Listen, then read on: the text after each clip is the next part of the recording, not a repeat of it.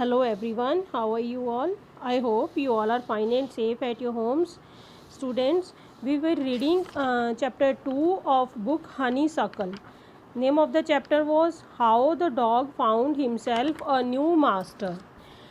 हमने इसके 5 पॉइंट्स पढ़ लिए थे बेटा। 5 पॉइंट्स उसमें क्या था कि एक डॉग था जो थक गया था खुद के लिए खाना तलाशते तलाशते, और वो अपने से स्ट्रॉन्ग एनिमल से डरते डरते, तो उसने सोचा कि उसे एक मास्टर चाहिए, एक मालिक चाहिए जिसका वो नौकर बन के रहे और उससे ऐसे हमेशा खाना भी मिलता रहेगा और उसको कोई डराएगा भी नहीं। तो चलते चलते उसको एक वॉल्फ मिला।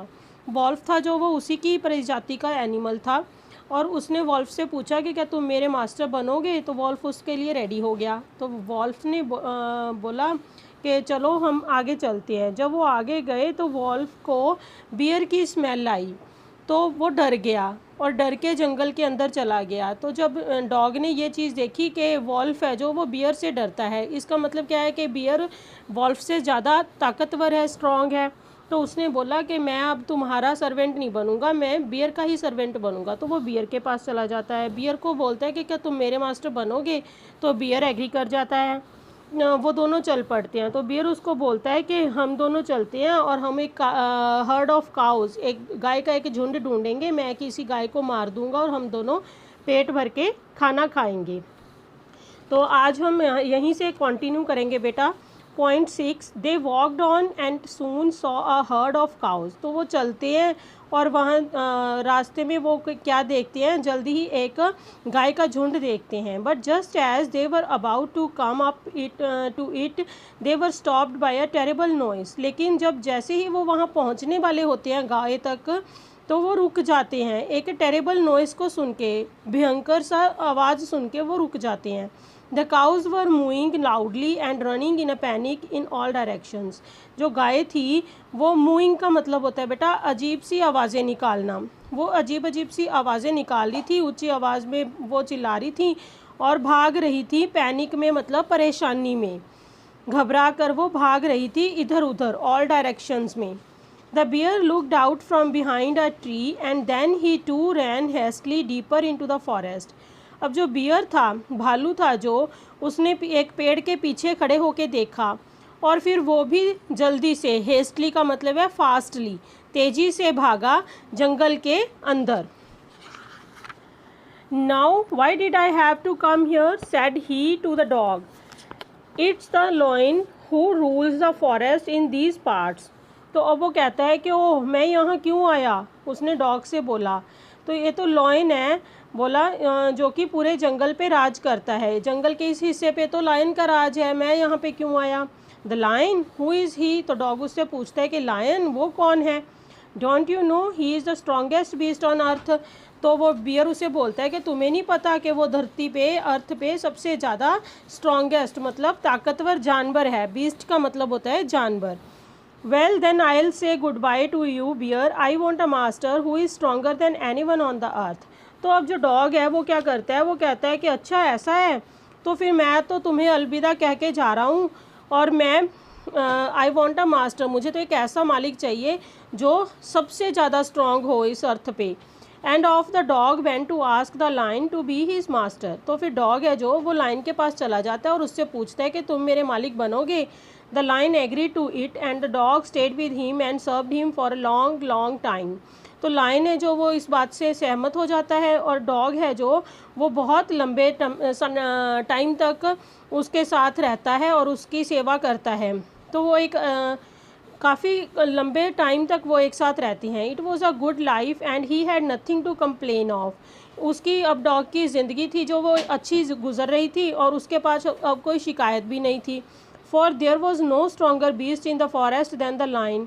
क्योंकि अब उसे लगता था कि क्योंकि ये तो पता ही था कि जंगल में शेर से ज़्यादा ताकतवर कोई भी जानवर नहीं है।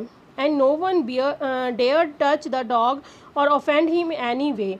और किसी की भी हिम्मत नहीं थी कि वो डॉग को हाथ भी लगा सके और उसे परेशान कर सके, अपमानित कर सके। ऑफेंड का मतलब होता है अपमानित करना किसी भी तरीके से। But one day the two of them were walking side by side along a path that ran amid bare cliffs when all of a sudden the lion stopped. लेकिन एक दिन क्या हुआ, वो दोनों थे जो वो चलते जा रहे थे एक साइड बाय साइड, मतलब एक तरफ से, अलॉन्ग अ पाथ, वो रास्ते के साथ साथ चलते जा रहे थे। रैन अमिड, अमिड का मतलब होता है बीचों बीच, मिड में। बेयर क्लिफ्स, क्लिफ्स होती हैं बेटा चोटियाँ, हाई रॉक्स, ठीक है, पहाड़ियाँ होती हैं वहाँ, उसके साथ साथ उनके बीच से वो गुजर रहे थे। When all of a sudden the lion stopped, तो अचानक से जो लाइन था वो रुक गया। He gave a great roar and struck the ground angrily with his paw with such force that a hole formed there. तो he gave a great roar, वो एकदम से बहुत ऊंची आवाज़ में चिल्लाया, दहाड़ा, और उसने अपना जो पैर था गुस्से से ज़मीन पे पटक दिया, और वो इतनी ज़ोर से पटका कि ज़मीन पे क्या था, एक गड्ढा पड़ गया उसके पैर से। Then he began to back away very quietly, फिर वो धीरे से वहाँ से चुपके से वापस हो लिया, निकल लिया। What is it master, is any thing wrong, asked the dog surprised. अब डॉग था जो वो ये बात देख के बहुत हैरान था। उसने पूछा, मालिक क्या हुआ, कुछ गलत हो गया क्या? I smell a man coming this way, the line said. तो लाइन कहता है कि मुझे मैन की स्मेल आ रही है, मुझे आदमी की स्मेल आ रही है कि वो हमारी तरफ आ रहा है। We would better run for it or we will in trouble. अच्छा होगा कि हम यहाँ से भाग लें, नहीं तो हम मुसीबत में पड़ जाएंगे। Oh well, then I will say goodbye to you, lion. I want a master who is stronger than anyone on the earth.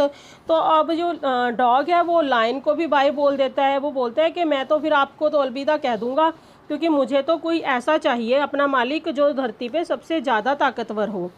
And off the dog went to join the man and he stayed with him and served him faithfully. और फिर dog था जो वो वहाँ से चला गया और वो आदमी के पास चला गया, उसने उसकी सेवा करनी शुरू कर दी और उसके साथ रहना शुरू कर दिया। एंड सर्व्ड हिम फेथफुली, और पूरे फेथफुली मीन्स विश्वसनीय तरीके से उसकी सेवा की।